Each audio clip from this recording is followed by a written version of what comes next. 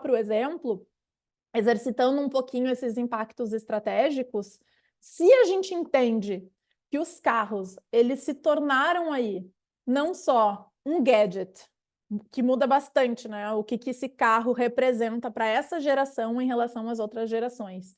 E um gadget muito valioso, o que muda, né? Como é que eu desenho uma estratégia forte? Que determinação eu posso fazer para o meu negócio? Então, se a gente está falando de estratégias de negócio mesmo, que passem em modelos de negócio, a gente começa a poder estruturar isso de uma outra forma. Será que ainda faz sentido eu ter minha decisão estratégica de negócio ainda nesse modelo mais tradicional de uma compra do carro? Será que a partir do momento que ele passa a ser acessado como um serviço, porque os gadgets hoje, né, eles acabam nos dando serviço o tempo todo. Se ele começa a estar integrado num ecossistema de mobilidade, e inclusive pago a partir de vários outros métodos, assim como a gente paga os nossos serviços e utiliza os nossos gadgets, será que não começa a fazer sentido a gente propor outros modelos de negócio e de rentabilidade, né? O compartilhamento, a assinatura, o aluguel de curto prazo,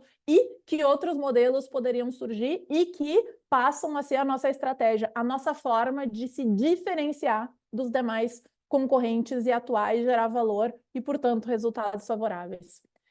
A mesma coisa de produto, se a gente fosse falar de uma estratégia de produto, né? O que faz sentido? Se o meu carro é um gadget, eu começo a olhar para ele e começo a priorizar os features, né? O que tem nesse carro de uma forma diferente. Será que eu não tenho que priorizar algum tipo de automação? Será que faz sentido um outro tipo de desenvolvimento de software? O que o meu produto precisa ter? O que são as estratégias, né? Será que faz sentido, como o Henrique falou, eu só estar olhando a potência do motor, os cavalos? Será que é isso só, a roda, o pneu, né? Será que é isso que importa mais? Ou será que eu preciso começar a olhar para outro tipo de questão que eu não estou olhando? E se a gente fosse falar de marca, como é que a gente consome marcas, né? De gadgets, o que eu vou comunicar, como eu vou comunicar? Será que os influenciadores aqui passam a ter uma importância que outra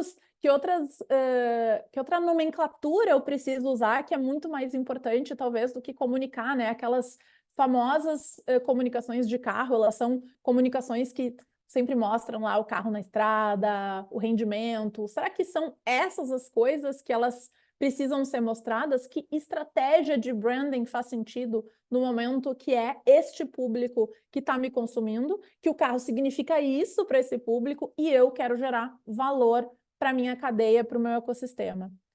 E se for estratégia de canal, né? Como é que a gente vai fazer? Faz sentido ainda comprar do mesmo jeito? Será que se ele passa a ter serviços, não tem uma questão mais da automação, né? Os gadgets, geralmente, eles têm ali uma série de programas onde o software te avisa que está na hora de fazer uma atualização, né? Não sei vocês, mas eu tô sempre assim, Fernanda, você precisa atualizar tal coisa. Fernanda, você precisa renovar a sua assinatura. Fernanda, você precisa... Será que o carro não passa a ter uma outra lógica? Será que isso não pode virar uma estratégia de como eu atuo nos canais? E será que isso não impacta também a lógica de venda? Será que o vendedor, daquele jeito, com aquele treinamento, ainda faz sentido? Será que tem uma automação? Será que tem outras plataformas que eu posso atuar? Será que a minha estratégia de pessoas é a mesma coisa, né? Da minha força de venda, do compartilhamento propriamente, dependendo do modelo. Então, percebam, obviamente a gente não vai desenhar aqui uma estratégia para mostrar para vocês. O que a gente está dizendo é, olhem como é que uma estratégia pode ser desenhada a partir de uma informação que a gente mostrou para vocês. Para nós, gente, estratégias, um meio para alcançar esse determinado fim, resultados favoráveis, ele acontece sempre a partir de uma metodologia que a gente chama de DDD, que foi exatamente esse caminho que a gente tentou mostrar para vocês, onde a gente detecta questões comportamentais, obviamente tecnológicas também, mas a gente olha muito para como, inclusive, a tecnologia impacta o comportamento das pessoas, e a gente decodifica isso, a gente entende como é que isso impacta essa categoria, como é que isso impacta a nossa vida, o que isso significa, para depois direcionar, ou seja, direcionar a partir de estratégias, de desenhos de estratégias. Então, vamos voltar para o nosso exemplo. Quando a gente está detectando pessoas, cultura, novas realidades, o Henrique mostrou, existe aí características das pessoas, existem como essas diferentes gerações se relacionam e como essas diferentes gerações se relacionam com os carros. E aí a gente tem um dado, uma informação, uma detecção, que é se algumas gerações olhavam para a tecnologia automotiva, a partir da geração Z a gente começa a olhar para tecnologia.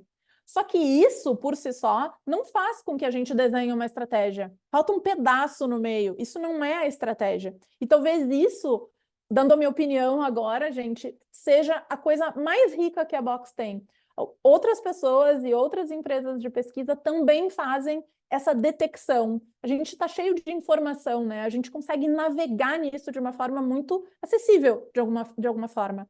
Mas isso, por si só, não é o insight. Isso, por si só, não é a estratégia. Então, o que a gente faz depois disso é transformar isso, traduzir isso nos contextos de forma estruturada e de forma que faça sentido para esse mercado.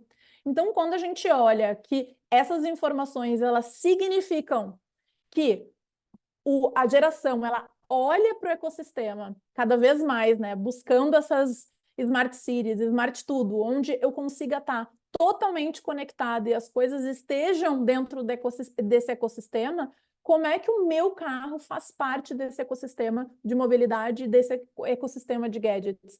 Então, percebam que não é a mesma coisa. O dado nos diz que uma geração via desse jeito e a outra geração via desse jeito. Quando a gente traduz, quando a gente decodifica, isso ganha uma outra camada, né? Isso ganha um outro contexto que começa a nos ajudar a conseguir atuar em cima.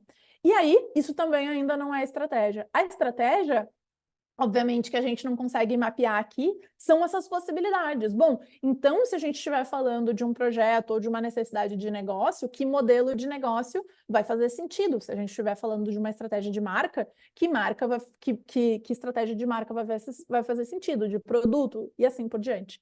Então, percebam que falar de estratégia pode ter aqui essas premissas, esse arco, essa jornada que a gente percorre, mas não necessariamente ela consegue ser igual, porque muda muito. Muda aquele triângulo que eu mostrei para vocês de qual é o cliente que a gente está falando, que marca que a gente está falando, que futuro é esse que a gente quer construir. Todas essas coisas, elas são combinadas para que a gente consiga desenhar estratégias que gerem valor e vantagem sustentável dentro dos mercados.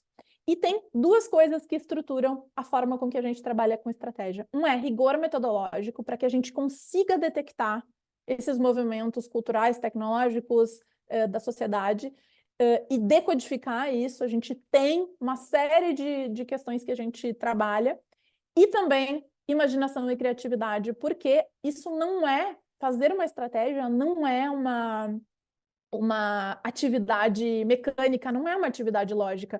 Quando você vai entender como é que você navega para criar valor, para criar vantagem sustentável, isso exige da gente imaginação, criatividade. Isso é um lugar de possibilidades, é um lugar onde a gente precisa experimentar. Então, a gente navega no meio disso tudo. Então, a gente trabalha a partir dessa metodologia, e aí já pegando o gancho aqui para a gente ir para as perguntas, é justamente assim que a gente estruturou o nosso curso, tá?